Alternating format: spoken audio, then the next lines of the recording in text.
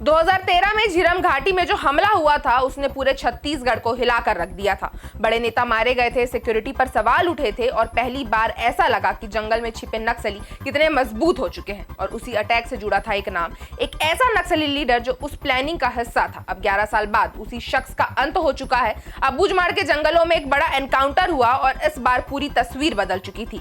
27 नक्सली मारे गए और इनमें से सबसे बड़ा नाम था बसवा राजू, वही माओवादी लीडर जिसकी तलाश 6 राज्यों की पुलिस कर रही थी, जिस पर सरकार ने 10 करोड़ का इनाम रखा था। और इस पूरे ऑपरेशन के बाद जो हुआ वो सिर्फ एक कामयाबी नहीं थी, वो एक सिंबॉलिक मोमेंट बन गया। क्योंकि जब ये खबर जंगल से बाहर आई तो सिर्फ गोलियां की गूंज नहीं थी, वहां रंग गुलाल उड़ रहे थे। जवान एक दूसरे को बधाई दे रहे थे और लौटते वक्त लोग उन्हें फूलों से नहलाकर स्वागत कर रहे थे।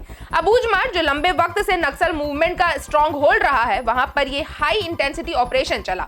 डीआरजी और एसटीएफ की टीमों ने मिलकर प्लान किया, टेकी सपोर्ट लिया और सटीक इंटेल के बेस पर पूरा एक्शन किया। 27 नक्सली यहाँ ढेर हुए और ये कोई छोटे मोटे नाम नहीं थे। इनमें कई पर लाखों का इनाम था और सबसे ऊपर बसव राजू का नाम था, जिसका असली नाम नंबाला केशव राव है। आंध्र प्रदेश का ये रहने वाला है, जिसने कभी बीटेक किया था, फिर बंदूक उठा ली। सीपीआई का टॉप लीडर, पोलित ब्यूरो का मेंबर और पूरे नक्सल नेटवर्क की स्ट्रेटेजी टीम का हिस्सा। फील्ड से लेकर फैसलों तक हर जगह इसकी पहुंच थी और इसी पर झीरम घाटी हत्याकांड में शामिल होने का आरोप भी लगा था, जहां मई 2013 में कांग्रेस के सीनियर नेताओं को मार दिया गया था और उस वक्त नक्सली उनकी बॉडीज के सामने डांस कर रहे थे। अब 11 साल बाद वही आदमी उसी जमीन पर मारा गया है, लेकिन इस बार कोई उम्मीद नहीं है, लेकिन इस बार कोई उन्माद नहीं था, सिर्फ साइलेंट सेटिस्फैक्शन, एक डिसिप्लिन मिशन की कामयाबी। बाकी जो नक्सली मारे गए हैं उनमें 25 लाख का इनामी जंगू नवीन उर्फ मधु भी था। साथ ही कई और बड़े नाम थे जिन पर 8 से 10 लाख का इनाम था।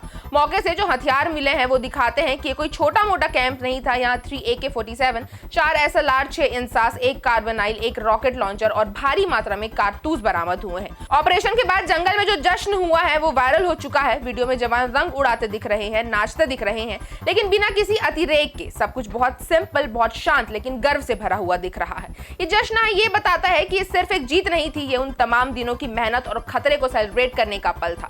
जब ये जवान लौटे तो नारायणपुर शहर में भी सीन कुछ और ही था। लोग रस्तों में खड़े थे, फूल बरसा रहे थे, आरती कर रहे थे और भारत माता की जय के नारे हर तरफ गूंज रहे थे। ये सिर्फ रिस्पेक्ट नहीं, ये एक भरोसा था जो इन फोर्सेस ने कमाया है। लोगों को अब साफ दिख रहा है कि जवान दिन रात जान जोखिम में डालकर उनकी हिफाजत कर रहे हैं। ये जो सेलिब्रेशन था ये बस एक मिलिट्री ऑपरेशन की सक्सेस नहीं थी, ये उन लोगों के लिए उम्मीद की किरण है जो सालों से नक्सली खौफ में जी रहे हैं। जवानों का ये शांत, डिग्निफाइड रिएक्शन बताता है कि ये लड़ाई सिर्फ बंदूक से नहीं लड़ी जा रही, ये लड़ाई इंसानियत के साथ, नियमों के साथ और देश की गरिमा को बरकरार रखते हुए लड़ी जा रही है।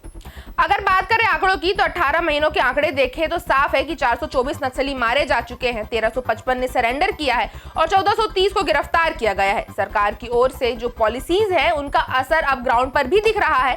कई एक्स नक्सली अब फोर्स का हिस्सा हैं और उन्हीं संगठनों के खिलाफ लड़ रहे हैं जिनका वो कभी हिस्सा थे। बसव राजू की मौत माओइस्ट नेटवर्क के लिए बड़ा झटका मानी जा रही है। आपको बता दूं कि वो टॉप लीडरशिप में था और उसकी जगह भरना आसान नहीं होगा। इस ऑपरेशन ने एक बात तो क्लियर कर दी है, क्या फोर्स सिर्फ रिएक्ट नहीं कर रही है, वो प्लान कर रही है, आगे बढ़कर एक्शन ले रही है। और ये पूरा मामला एक स्ट्रॉन्ग मैसेज देता है कि अब जंगलों में डर नहीं, जवाबी रणनीति चल रही है। और जो सवाल झीरम जैसे हमलों के बाद उठे थे, शायद अब उनके जवाब मिलने लगे हैं, लेकिन जवाब सिर्फ बातों से नहीं, जमीन पर एक्शन से मिल रहे हैं।